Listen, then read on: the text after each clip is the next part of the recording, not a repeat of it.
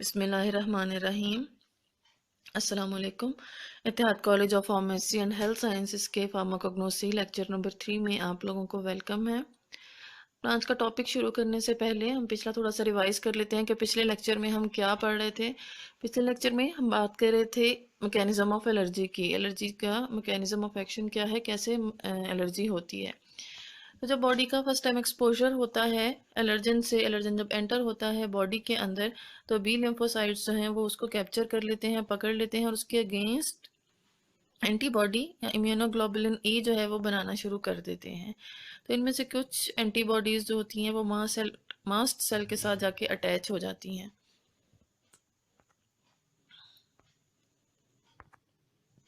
फिर जब इसी एलर्जन से बॉडी का सेकंड टाइम एक्सपोजर होता है, एलर्जन एंटर होगा बॉडी में, आईजीई से सेंसिटाइज्ड हुए हुए मास्ट सेल कैप्चर कर लेंगे एंटीजन को। और मास्ट सेल का हमें पता है कि ये जो है ग्रैन्युलेटेड सेल्स होते हैं, इनके अंदर ग्रैन्यूल्स मौजूद होते हैं और इन ग्रैन्यूल्स के अंदर कुछ स्पेशल केमिकल्स होते हैं जिनमें से मेनली हिस्टामीन होता है। तो हिस्टामीन जो है वो रिलीज होगा इन ग्रैन्यूल्स में से, मास्ट सेल के ग्रैन्यूल्स में से। Histamine will cause inflammation. Histamine फिर सेल्स के ऊपर, दूसरे जो इर्द गिर्द के सेल्स होंगे उनके ऊपर जाके लगेगा और इन्फ्लेमेशन, सोजिश कॉज करेगा। Sign and symptoms of allergy will appear. तो एलर्जी के साइन एंड सिम्टम्स जो हैं, अलामात जो हैं, वो नजर आना शुरू होंगे।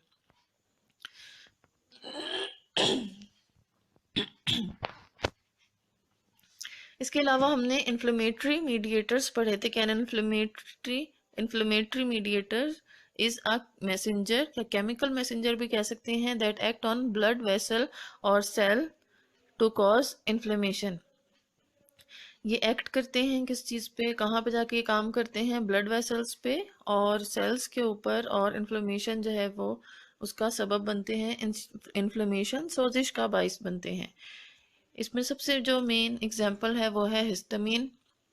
उसके बाद ब्रेडिकाइनिन था, प्रोस्टाग्लैंडिन, इंटरल्यूकिन 1, इंटरल्यूकिन 2, थ्रोम्बोक्सिन और ल्यूकोट्राइन्स। ये सब जो है ये इन्फ्लेमेटरी मीडिएटर्स हैं। तो आज का जो हमारा टॉपिक है वो है डायग्नोसिस ऑफ एलर्जी। एलर्जी को डायग्नोस या उसकी तशखीस कैसे की जाती है। ये हमारी बुक का पेज नंबर 51 है। ये दरमियान में जो डायग्नोसिस ऑफ एलर्जी की जो हेडिंग है, यहाँ से हमने पढ़ना शुरू करना है। सबसे पहली चीज़ है medical case history. Medical case history जो है is the backbone of medical diagnosis. किसी भी मर्ज़ की तशख़ीस करने के लिए ये बहुत इम्पॉर्टेंट चीज़ है कि पेशेंट की केस हिस्ट्री हमें पता हो, है कौन, कहाँ रहता है, करता क्या है। जो भी इससे रिलेटेड जो क्वेश्चंस हैं वो हमें उनके आंसर मालूम होना ज़रूरी है। तो मेडिकल केस हिस्ट्री जो है वो बैकबोन है, रीढ़ की हड्डी किसी अहमियत रखती है मेडिकल डायग्नोसिस में, मेडिकल में किसी भी मर्ज़ की तशख़ीस करने के लिए। In allergy the medical case history can be concluded on the following lines. Allergy के केस में ये जो मेडिकल केस हिस्ट्री है ये हम जो है मंदरजा झेल चीज़ों पे इसको अखज़ करते हैं। मंदरजा झेल चीज़ों पे जो है हम इसको देखते हैं। वो जो मंदरजा झेल चीज़ें हैं वो हम अभी आगे बताएंगे। सबसे पहला है जर्नल एग्जामिनेशन। पेशेंट से कुछ जर्नल क्वेश्चन किए जाते हैं कि उसकी एज कितनी है, उसका जेंडर क्या है, मेल है, फीमेल है, और type of environment where he work and live. वो किस माहौल में रह रहा है, कहाँ पे वो काम करता है, ऑक्यूपेशन क्या है, उसका जरिया माश क्या है, किस शोबे से उसका ताल्लुक है। तो ये ऑक्यूपेशन होता है। उसके बाद एनी एलर्जी सिम्टम्स, उसको एलर्जी की क्या अलामात जो हैं वो पता चलती हैं या कौन सी अलामात जो हैं उसमें ज़ाहिर होती हैं एलर्जी की। उसके बाद हम वाइटल साइंस देखते हैं। अलामात हयात हैं या बुनियादी तशख़ीसी अनासर भी कहते हैं जिन्हें, मसलन नब्ज़ की रफ्तार, तनफ़ुस की रफ्तार, हरारत टेम्परेचर कहते हैं, और खून का दबाव, ब्लड प्रेशर जो है कितना है। तो ये जो चीज़ें हैं ये वाइटल साइंस होते हैं, बुनियादी तशख़ीसी अनासर हैं, ज़िंदगी की अलामात हैं, बुनियादी अलामात हैं। अगर इनमें कुछ ऊपर नीचे होगा तो इसका मतलब है ये पेशेंट, ये जो पर्सन है ये पेशेंट है, किसी मर्ज़ में मुब्तला है, कोई इसके साथ जो है वो डिसऑर्डर है, कोई मसला है इसके साथ। Some scientific tools are applied to prove the disease, कुछ साइंटिफिक टूल्स जो हैं वो अप्लाई होते हैं डिजीज़ की कंडीशन को जांचने के लिए। By using following tools the severity of allergy can be diagnose, हम फॉलोइंग टूल्स को यूज़ करते हुए मर्ज़ की जो है वो शिद्दत को जांच सकते हैं। कौन से टूल्स हैं वो?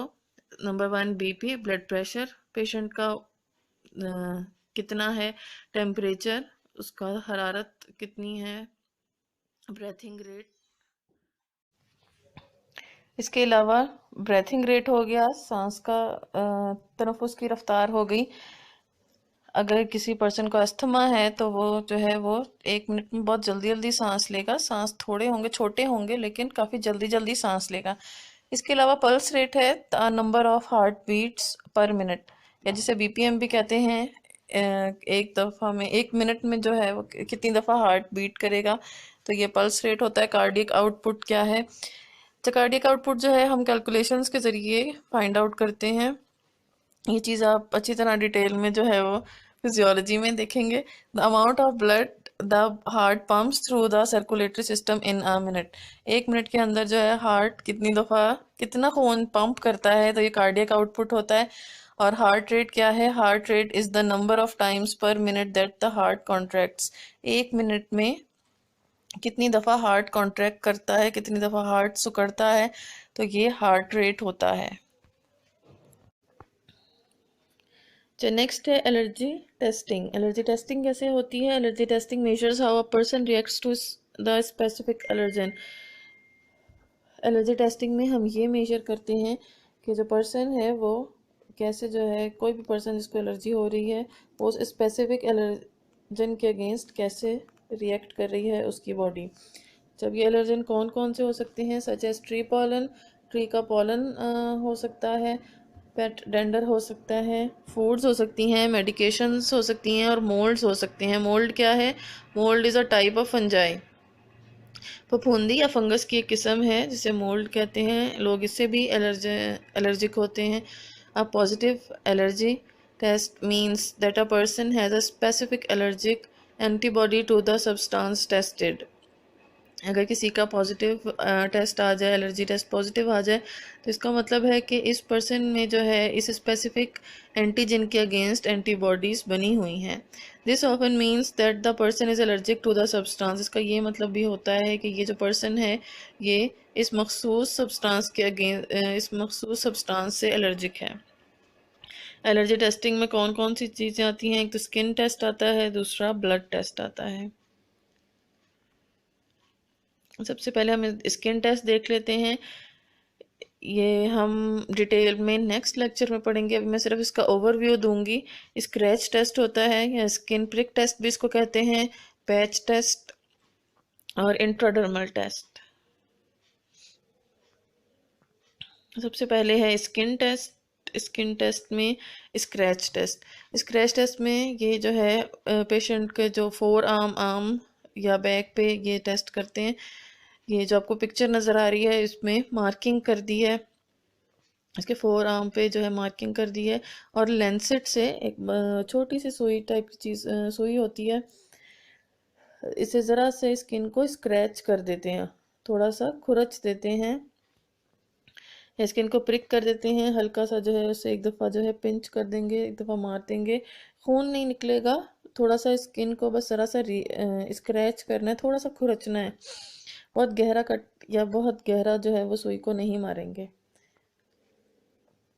फिर ये जो निशान लगे होते हैं इस पर स्पेसिफिक एंटी एलर्जन के जो है हम फिर ड्रॉप्स डालते हैं, मुख्तलिफ एलर्जन के जो है ड्रॉप्स डालेंगे, ये देखने के लिए कि ये पर्सन जो है वो किस चीज़ से एलर्जिक है।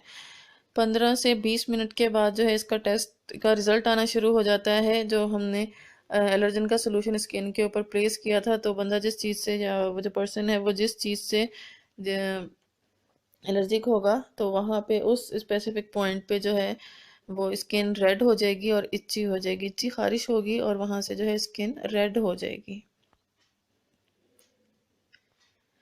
नेक्स्ट जो हमारे पास टेस्ट है वो है पैच टेस्ट। इसमें हमारे पास एलर्जन के पैचेस मौजूद होते हैं।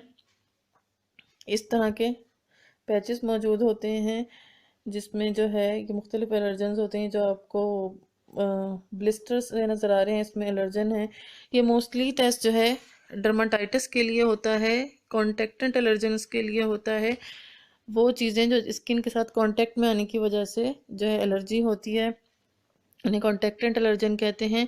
डर्माटाइटिस स्किन की इन्फ्लेमेशन, उसको डर्माटाइटिस कहते हैं। तो ये मोस्टली टेस्ट जो है ये डर्माटाइटिस की कंडीशन के लिए होता है। उस डर्माटाइटिस को की डायग्नोसिस के लिए होता है कि ये पर्सन किस चीज़ से जो है वो एलर्जिक है। इसके बाद जो स्किन टेस्ट है वो है इंट्राडर्मल टेस्ट। ये स्किन की, ह्यूमन स्किन की जो है लेयर्स हैं। सबसे पहली जो है वो एपिडर्मिस है, फिर डर्मस है, और उसके बाद सबक्यूटेनियस फैट की लेयर है, ये जो आपको येलो कलर की नज़र आ रही है। अच्छा, ये जो येलो बॉल्स नज़र आ रही हैं सबक्यूटेनियस जो टिश्यूज़ होते हैं, ये वो हैं फैट की लेयर है। उसके बाद मसल्स की लेयर होती है। तो हम इंट्राडर्मल टेस्ट में जो एलर्जन है वो डर्मस तक जो है वो इंजेक्ट करते हैं।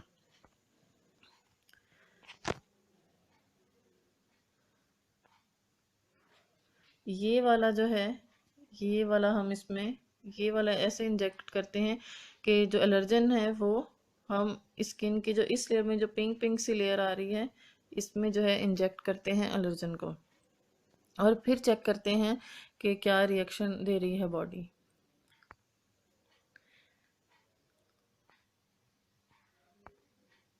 तो इंट्राडर्मल टेस्ट ऐसे इंजेक्ट किया, और थोड़ी देर बाद जो है वहाँ से जगह जो है वो लाल लाल हो गई, और इस किस्म के जो है वो निशान नज़र आना शुरू हो गए। तो आज का टॉपिक यहीं पे हम ख़त्म करते हैं। ये जो टेस्ट हैं इनको हम बुक से अच्छी तरह देखेंगे नेक्स्ट लेक्चर में। आज के लिए जो है यहाँ पे हमारी बात, हमारा लेक्चर ख़त्म होता है। थैंक यू, अल्लाह हाफ़िज़।